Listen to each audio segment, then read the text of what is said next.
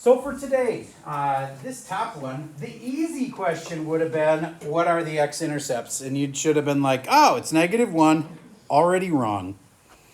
Would you write the x-intercept correctly for that equation?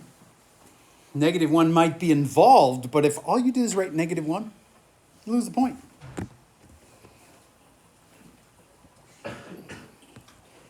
Now, what guides me is I keep coming back to this saying, the x-intercept is where y is 0, and the y-intercept is where x is 0. So since I wanted the x-intercept, y is 0. And the x must be the other number, which is -1. So -1 comma 0, raise your hand if you had that one right. Awesome. Now, I was amazed at how many kids had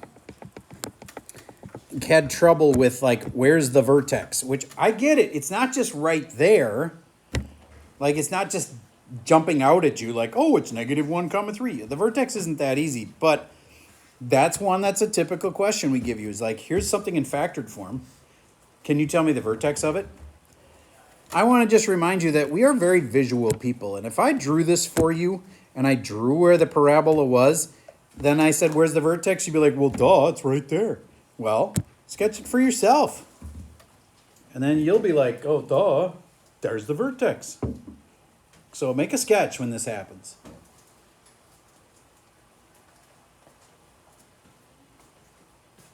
And if you find yourself drawing a dotted line down the middle, yeah, that's a good idea. What is that dotted line that would run down the middle called? Yes? Axis of symmetry. Good.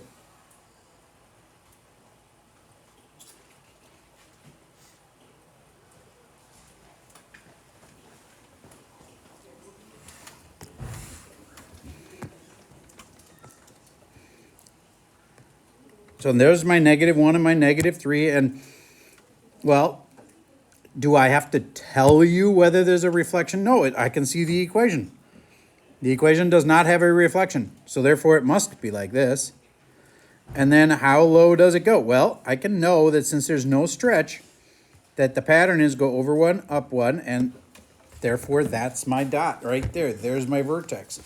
If you want to know exactly where it is, well, there's a dotted line that runs down the middle of it, which would be in between the -1 and the -3, which would be -2. Once again, gotta say more than just a number. X equals -2 is the axis of symmetry. And then that informs me on the vertex. That vertex right there must be -2 comma something. But what? Well, I can kind of use logic to figure this out, that it looks to me like it's down 1, and so therefore -1. But what's the way to know for sure that this is -1? In the back. Plug in -2 for these. Yes, -2 goes there, and one of them comes out to 1, and one of them comes out to -1. Multiply them together, you get y equals -1 times 1, which is -1. That's how you could know for sure. Okay. All right, there's the first question. Here's the second question. What's that good for? Doesn't tell me the x-intercepts. What does it tell me? Does it tell me the vertex? Not directly. Could I figure out the vertex? Well, if I graphed it, and I did a lot of work, I could figure it out. Do you remember me telling you that little formula that would tell you the x of the vertex? -b over 2a. Did I ever mention that to you? That is not required. But it is a pro tip that wouldn't hurt to know, because it's a fact.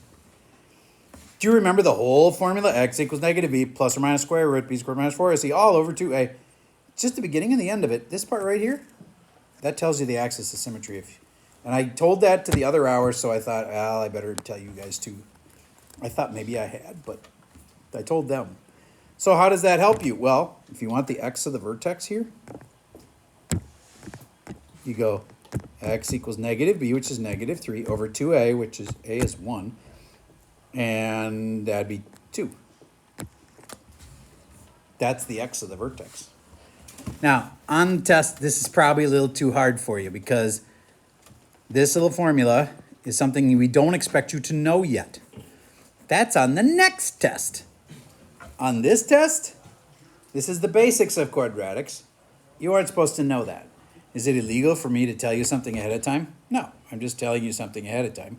You'll eventually know that this is true. So I'm just allowing you to know that so that if there's a moment that would help, cool, use it. That gives you the axis of symmetry. You know, x equals a number, that's the axis of symmetry.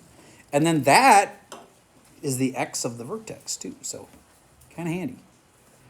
All right, so back to what would we ask you to do on this? Well, remember when I was using B and A?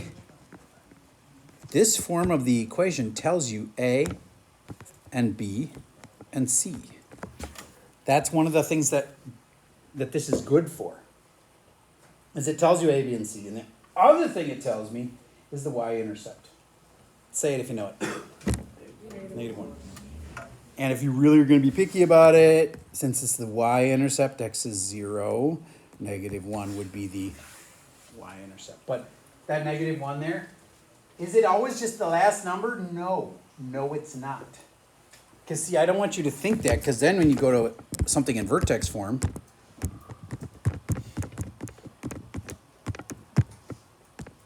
kids are like, oh, you said the last number is always the y-intercept, so it's 7. Nope. The y-intercept is where x equals 0.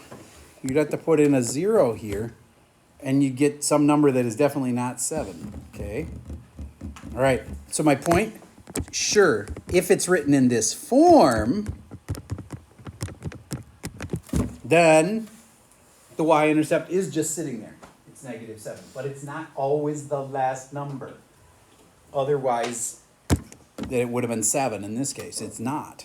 Only if it's in this form. Then it's true, that is the y-intercept. Because x equals 0, put in 0 and 0, these cancel. Okay. Now for a difficult factoring. This one freaks tons of kids out. Factor it. And they're like, but it doesn't have a third number. I don't care. You can still factor it.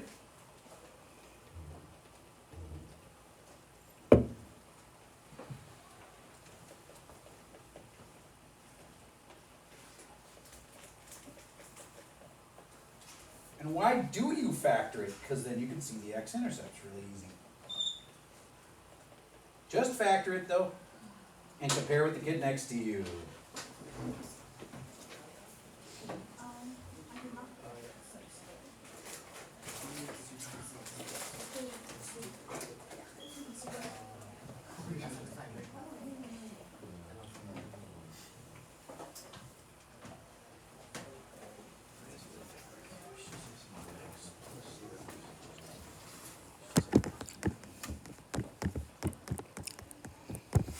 Now, how could I know I'm right? Just multiply it out. That times that is that. That times that is that. I know I did it right. That's how you can tell you did all factoring right. You just multiply your factors out, see if it worked. Okay, so then what's -6 then? That's kind of special. It's the what? X-intercept. There's actually 4 things that answers. It's the x-intercept, it's the, can you name anything else? X-intercepts, there's 4 names for them. X-intercepts. Zeros, good. Roots, not minimums, that's different.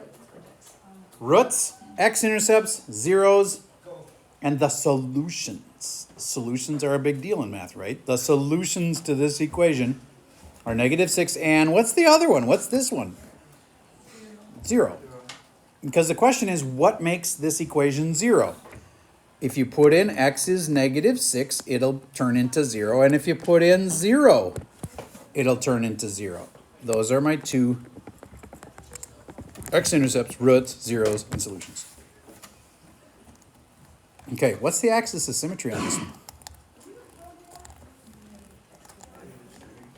Yeah, because that's exactly between 0 and -6, right? All right. If I sketched it, I think it'll become super obvious.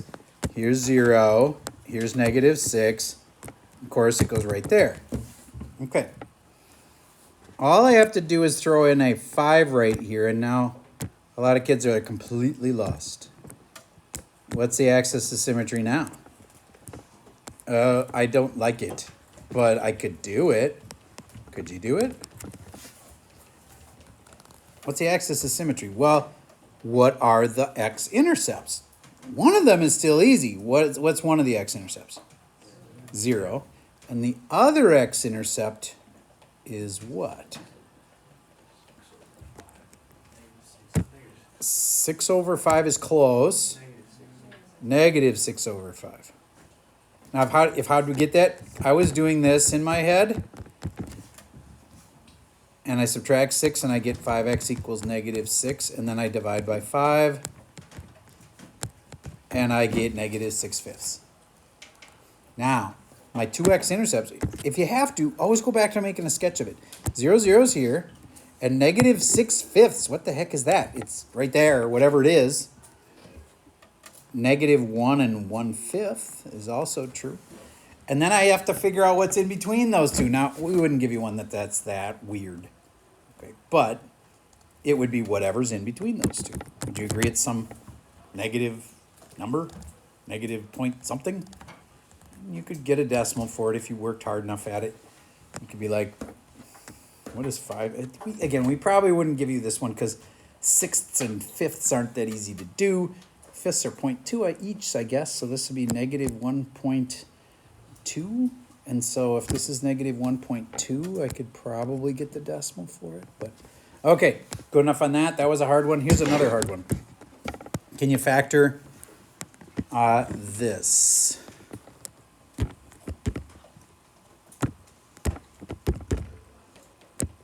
(2x² plus 3x plus 1). Now this is that first moment where that little trick that you used to use, they multiply to this and they add to that, doesn't work anymore.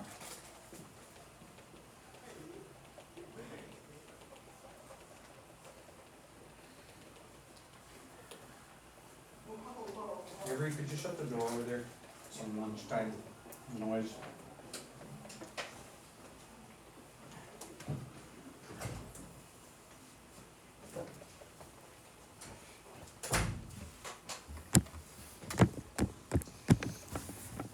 Okay, you see how logic works here? 2x and x. Because those first ones have to multiply out and make 2x². Okay? There's only pluses in the problem. There can only be pluses in the answer then. And last but not least, they multiply to this, but they don't add to 3. They multiply to 1. Well, that must be a 1 and a 1 then. And then to check and see if you're right, first, outside, inside, and last.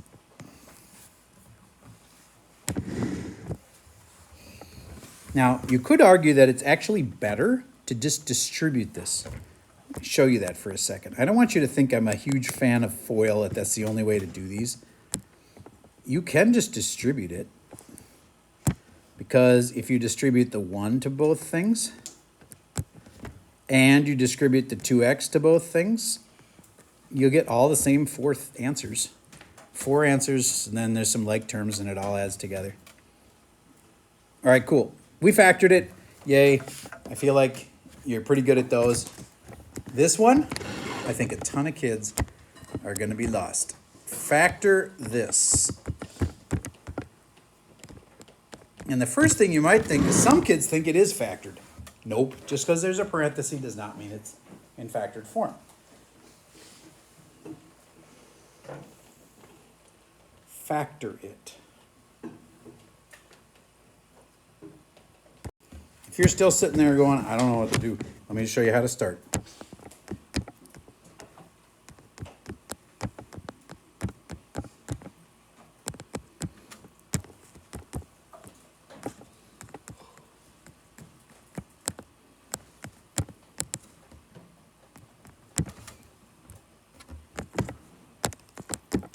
Look, I'm just multiplying this whole thing out, and then I'm going to factor it. So when you start with vertex form, if you want the vertex, yay, life is easy. But if you don't want the vertex, if you want the x-intercepts, you've got to get it factored. To do that,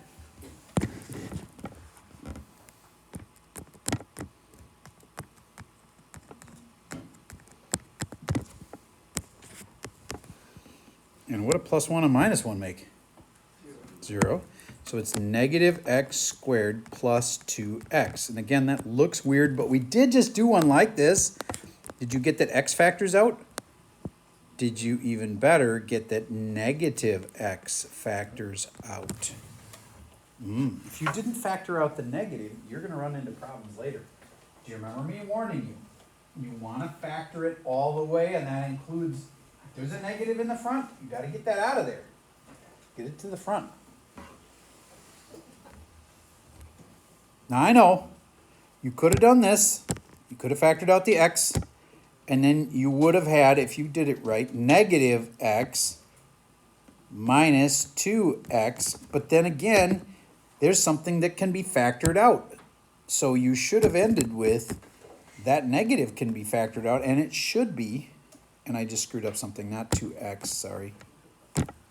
Sorry, just 2. So I know somebody's going to think that that's an okay way to factor, and it's not. I'm telling you now, you can't do that. You have to get the negative out. And then I have my x-intercepts, my roots, my zeros, and that's why factoring is good, is because I can answer 4 questions. What are the zeros? 0 and negative 2. What are the roots? 0 and negative 2. What are the x-intercepts?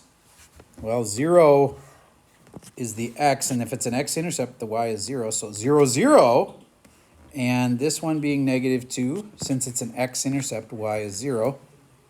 Negative 2 comma 0. There's my x-intercepts, roots, zeros, x-intercept solutions.